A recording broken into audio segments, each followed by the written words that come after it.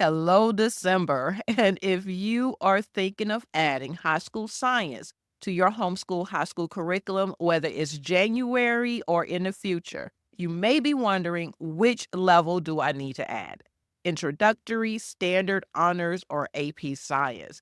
And then how do I add this where it fits my family's schedule? There are so many options out there. And this month, I'm breaking it all down in 2 episodes so that you feel confident making the best decisions for your teen's science education. In this episode, I'm breaking down the different levels of high school science, what they mean, who they're best for, and how to decide what fits your teen's goals. Then in the next episode, I'm going to talk about the different online options for taking these classes, whether it's group classes, self-paced, even private tutoring, and then the pros and cons of each. So there's no overwhelm, just clear, actionable advice to help you set your teen up for success. So grab your notebook, your coffee, or whatever helps you focus, and let's dive in. Welcome to Teaching High School Science. I'm your host, Doc, a former biochemist turned high school science teacher and private tutor. Whether you're homeschooling your teen through high school science or teaching online, join me as I share tips and strategies I've learned over the years for at-home and online labs and activities, breaking down complex concepts and structuring learning in a way that makes sense. Now, let's dive into today's topics. So now let's break it down because there are levels to our science classes, and you want to make sure your teen is in the right one for their goals, their pace, and their future. Here's what you need to know about the 4 major levels of high school science classes. Let's start with the introductory classes. These classes focus on the basics and give students a broad overview of the subject. They're all about building confidence and creating a foundation. These are perfect for students who are new to science or need a no-pressure introduction. The content is simplified, and because it does not go into depth, the pacing is more flexible, so it's not overwhelming. So who are introductory classes ideal for? Well, your younger teens, like those that may be in middle school that want an introductory to science before they dive in. Teens who may feel intimidated by science. These teens may just have heard horror stories and are a little, I'm not sure if I'm ready for this, or they may not be as strong in math. For example, Algebra 1, you need to have those skills if you're taking standard chemistry, and they may just want to get the foundation first before they add the math. And then also you have students who just want to explore it as an elective before committing to the more advanced classes, so they know exactly which advanced class they want. Now, one thing to keep in mind about introductory is that these classes are great for getting started, but they won't go deep. So if your teen is aiming for a STEM career or a competitive college, they need to up the level. The next level are our standard level science classes. These are your typical high school science classes that cover all of the essential concepts with a balance of theory and hands-on work. They are comprehensive enough for most college-bound students, especially those who are not headed into a STEM field. Plus, they meet the high school graduation requirement in most states. Now, who are these for? They're for students who want a manageable, straightforward science education. For those that want to fulfill a high school graduate requirement, but do not want that extra challenge of the more advanced classes, and for those that want science credits that will make them more competitive for college, especially for those additional classes above the requirement for graduation, but are not planning to enter into a STEM field. Now, what you want to keep in mind for standard classes is that these can sometimes lack the depth needed for STEM-focused careers or competitive college programs. So if your teen is big in STEM goals, they'll want to consider honors or AP level classes. Honors classes is where we step it up.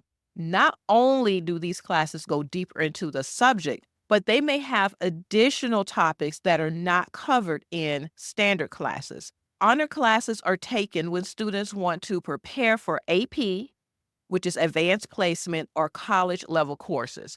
And they also show colleges that your teen can handle more advanced academic work.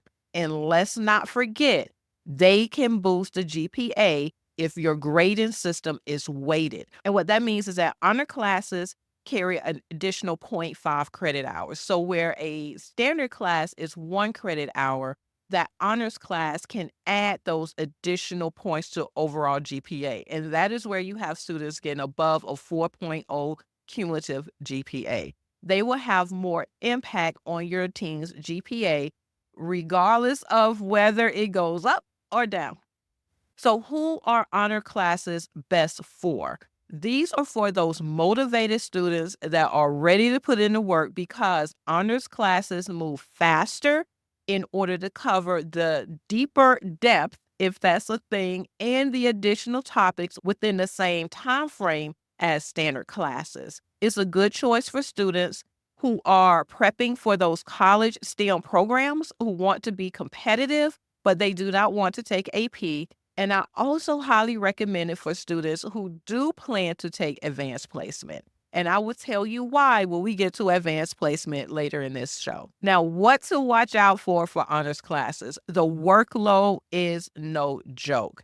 You want to make sure that your team has proper time management and study habits. It is a lot of content within the same amount of time, and that can be overwhelming, especially when they hit a topic that they need to remember or go back and review previous topics in order to grasp. It can feel as if they have even less time. It can feel overwhelming. So having a proper time management schedule or strategies in place is going to help them to be able to manage and be successful in honors classes. Now let's kick it all the way up to AP classes, which are advanced placement. Now, before I dive into advanced placement, I want to put all of the classes in context with each other. And let's use going to a swimming pool as an example. We can look at introductory courses as sitting on the side of the pool, dipping your toes into the water to get a feel of the water. Then standard classes can be jumping into the water, maybe playing around, getting deeper into the content. With honors, you're diving deep into the water. You are demonstrating your actual techniques, how you can swim, showing that, hey, I got this. But with advanced placement, you have dived into the water and you are doing Olympic level laps. So this is how I like to think about the different levels of science classes. And you're demonstrating all of this within the same time frame. So what that means is that if you're going to be demonstrating Olympic level laps, you need to come into the class with a basic foundation to start off or build up upon in order to move up to that more advanced Olympic level. And this is why I recommend that students planning to take AP level science classes to take the honors level, at least the standard level of that class before diving into the more advanced topics in the AP level. Okay, guys, now it's time to talk about AP courses or advanced level courses. Now, all AP level courses follow a standardized college level curriculum, and it has its own AP exam. Why is this important? Well, it's important because you have to keep in mind that the high school level did not put together this curriculum, and it did not put together the exam. These were developed at the college level. They also wrote the exam, which is standardized and controlled by a different entity than any high school district or high school professionals. And that is why, depending on the type of test, the score, and the school, you can get credit, actual college level credit for scoring a certain level on specific tests. For example, with chemistry, scoring a 3 on the AP chemistry exam can get you credit for the introductory level courses in several colleges across the country.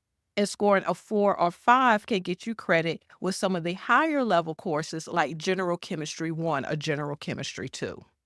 Now that we understand more about AP classes, let's talk about who these are more ideal for. These classes are ideal for students that are going into STEM-related fields in college, or they're going for competitive colleges. Even if their major is not STEM-related, taking AP courses, doing well in AP courses, and doing well on the AP exam shows colleges that they are prepared for college-level work. And with all that said, it stands to reason that you need to be considerate of the intense workload. And when I say intense workload, I'm thinking about science classes, mainly AP Biology, AP Chem, AP Physics, especially for my juniors and seniors, because many of my juniors and seniors who are taking AP courses also have other AP courses and activities and events that they're doing during their junior and senior years. And also remember that not all colleges accept AP credit. So if your team is taking AP courses for the hopes of getting AP credit, make sure you check with the colleges that you are looking to apply for and see what their policies are with the different AP exams, the scores, and what you will get credit for. Okay, guys, I have an announcement that I am super excited about, and that is that my self-paced, regular level high school chemistry course is launching this January. Now, this course is designed to provide a comprehensive understanding of chemistry while giving students the flexibility that they need to fit their homeschool schedules. So this is how this course works. It's a drip course. So instead of just enrolling in a self-paced course, getting all the materials at once and figuring it out, the content will be released gradually on a schedule. You can enroll at any time and have access to the course for a full year. But the drip format ensures that your students progress through the material in a logical order. So why did I design it like this? Well, for one, it helps to reduce the overwhelm. By focusing on one unit at a time, students avoid the stress of seeing all of the content at once and feeling like they are never going to make it through everything and just shutting down. Another thing is that it helps to prevent gaps. The concepts in chemistry builds on each other, and skipping around often leads to confusion and frustration. Students will get to one lesson. I cannot complete this. I need to complete 3 lessons this week to stay on course. So let me skip to the next one and go ahead and at least knock out a lesson. Nope, not a good thing, because where they may be successful at that one lesson, a few lessons down the line, they missed a link that they need to be able to be successful in future lessons. Another reason is that this structured progression makes it easy for you as parents to monitor your team's progress and ensure that they're mastering these key concepts. So if you have a team that need a structured step-by-step approach to learning chemistry and your family needs flexibility with guided support, then I strongly encourage you to go ahead and check out this course. And if you're still on the fence or not sure if my teaching style meet your child's needs, then use the link in the show notes and get access to a free video lesson by me. That way you can get a sense of my teaching style and see if it's a good fit.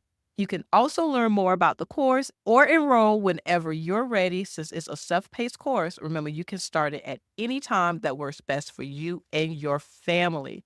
If you have any questions about the course or any of the content, reach out to me, let me know. And if you have any other topics that you would like to hear about, also let me know, because this podcast is for you. Let me know if you have any questions, ideas, or other experiences that you'd like to share.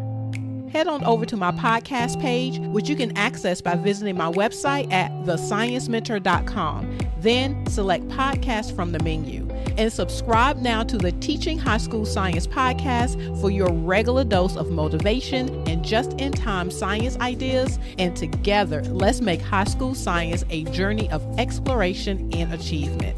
Until next time, remember, curiosity leads to endless possibilities.